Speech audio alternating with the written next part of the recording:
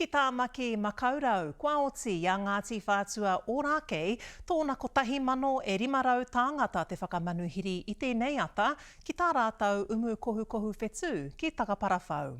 Ko matariki ahika Ngāti Whātua ahika te kaupapa i whakahaerehia ai, hei whakapū mau i te tūranga mauroa o te iwi ki te puku o Tāmaki Makaurau. I tai atu tā mātau karere a Raniera Harrison ki te kaupapa. Tākina ana te kaua ki te whetū tapu o te tau. Me te kāpura hokira o te ahi kāroa o Tāmaki Makaurau. Ko ngā mea e poka teka ana ki te takahi i a Ngāti Whātua, ki te kreme i ona whenua, kia hoki muri te rāhunga. Kia matariki kāinga hoki a te rāhunga. Ko matariki ahi kā Ngāti Whātua, ahi kā te kaupapa i muramura i Takaparawhau.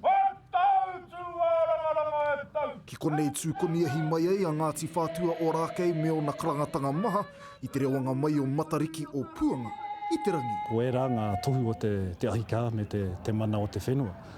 Kei o mātou tēnā ki te pokapū o Tāmaki Kāorea kore. Ia i ki ngā kai whakahaere o te umu kohu whetū nei hira no atu i te kotahi me te hawhe mano tāngata i tai i te ata nei.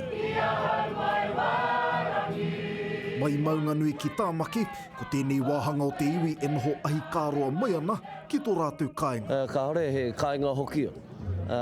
Anei mātou e noho kē mai ana ki te kāinga ki runga i te kahu tōpuni o Tuwiriri, i konei te puku o Tāmaki Makaurau. Herei te mea ko te iwi nahe i puta mai, ko e te hikaitoranga pū kaiarahi Pākehā noho ki i whakarauika mai. He kaupapa kia whakakotahi. Ngā iwi o te motu aha ko wai no hea no reira ātāhua te ata nei. E kia neke tonu mai ki a Ngāti Whātua ngā makurutanga nui o te tau. Kia waiho mai a Ngāti Whātua, kia noho mārire i runga i ona whenua.